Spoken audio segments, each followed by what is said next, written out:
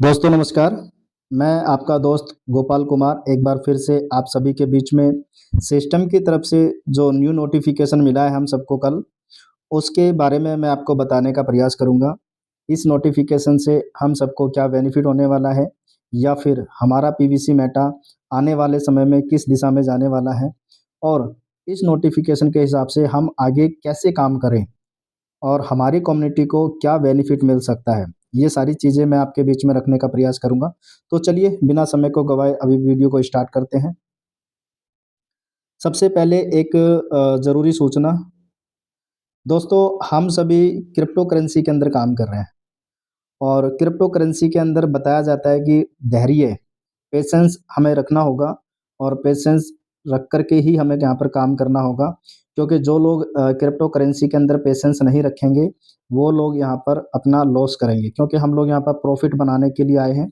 लेकिन अगर हम पेशेंस नहीं रखेंगे, धैर्य नहीं रखेंगे या फिर बाज़ार की जो इन्फॉर्मेशन है, बाज़ार की जो जानकारी है क्रिप्टो करेंसी के बारे में नहीं रखेंगे, तो तब भी कहीं न कहीं हम जिस प्रकार का प्रॉफ़िट हमें बनाना चाहिए, उस प्रकार का प्रॉफ़िट हम नहीं बना सकते।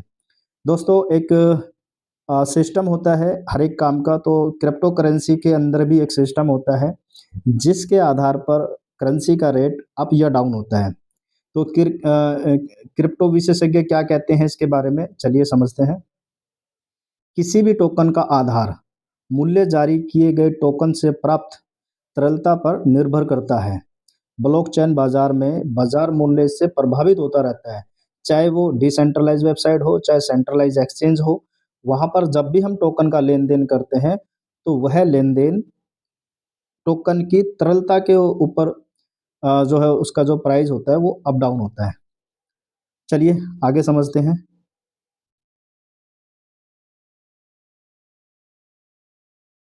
पीवीसी मेटा टोकन का आधार मूल्य शुरू में सीड फंडिंग के माध्यम से प्राप्त तरलता पर आधारित था। सीड फंडिंग लेन-देन से बढ़ी हुई तरलता के अनुरूप आधार मूल्य में वृद्धि जारी रही।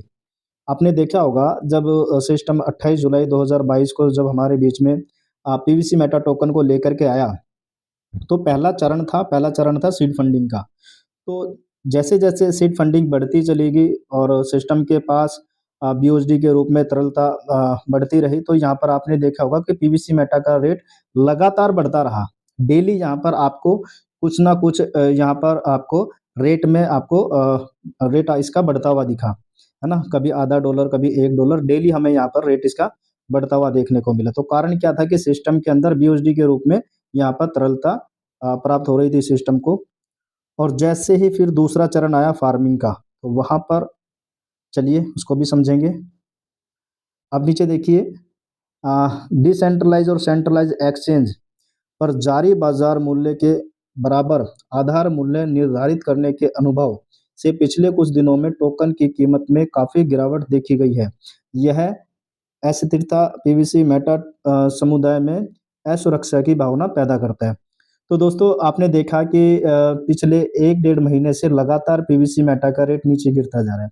कारण क्या था कि लोगों ने सीड फंडिंग का प्रमोशन करना कम किया और यहाँ पर पीवीसी मेटा जो फार्मिंग पेज से जो निकासी हमें मिल रहा है, उसको निकाल करके उन्होंने डिसेंट्रलाइज़ वेबसाइट पर उसको ट्रांसफ़र करने के बाद उसको बेचना स्टार्ट किया। अब आप देखिए, एक पीवीसी मेटा वहाँ से निकासी किया और उसको $3 में, $4 में, $4.5 में भी लोगों ने वहाँ पर बेचना स्टार्ट किया। क्यों? क्योंकि रेट लगातार नीचे गिरता जा रहा है, तो लोग यहाँ पर पैनिक हो गए और पैनिक होने की वजह से लगातार पीवीसी मेटा का रेट नीचे गिरता चला गया क्योंकि लोगों के पास धैर्य नहीं था।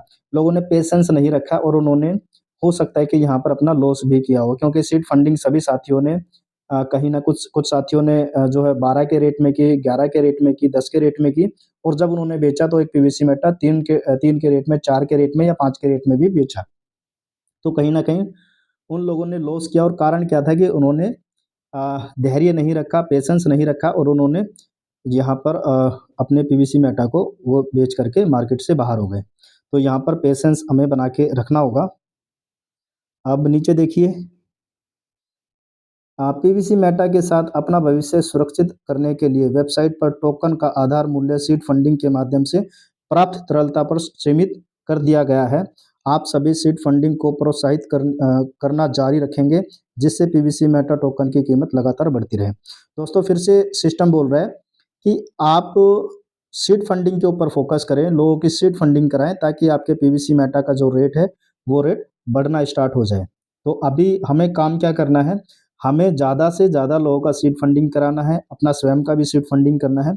सीड फंडिंग अगर हम करते हैं तो पीवीसी मेटा का रेट फिर से ऊपर बढ़ना स्टार्ट हो जाएगा। और अभी आप कल से आप देख भी रहे हैं कि कल से लगभग $1 का रेट ऊपर आ चुका है। कल की डेट में अगर आप देखेंगे 6 तारीख की डेट में तो $2 से भी नीचे आ गया था और अभी $3.5 के आसपास में पीवीसी मेटा का रेट चल रहा है। तो लगातार पीवीसी मेटा का रेट ऊपर की तरफ जा रहा है। तो अभी भी आपके पास मौका है कि आप यहाँ पर पीवीसी मेटा बाय करके रख सकते हैं, परचेज करके रख सकते हैं, सीड फंडिंग कर सकते हैं। आने वाले समय में इसकी ग्रोथ आपको देखने को मिलेगी।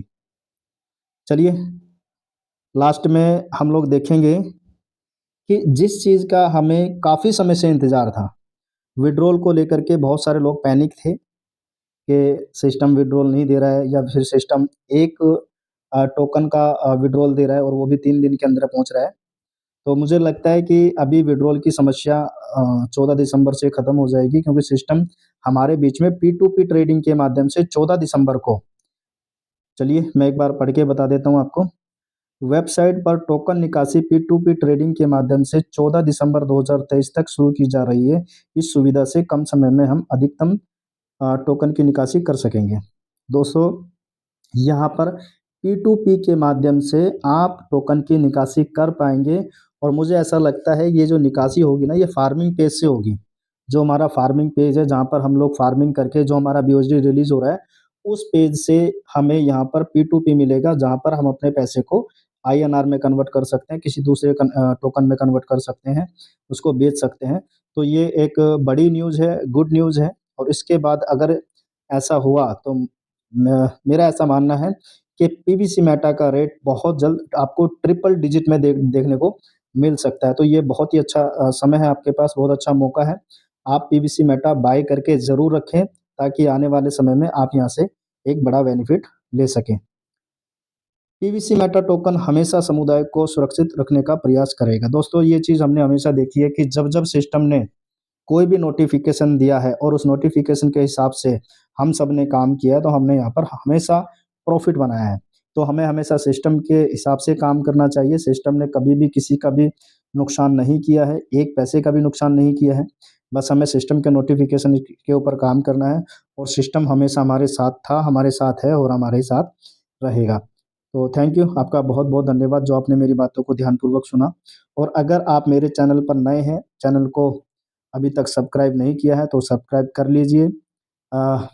बेल आइकॉन के बटन को दबाना ना भूलें। लाइक करें और वीडियो को शेयर करें, ताकि ज़्यादा से ज़्यादा लोगों को इस नोटिफ़िकेशन का लाभ मिल सके। तो थैंक यू, बहुत-बहुत धन्यवाद आपका। जय पीवीसी मेटा।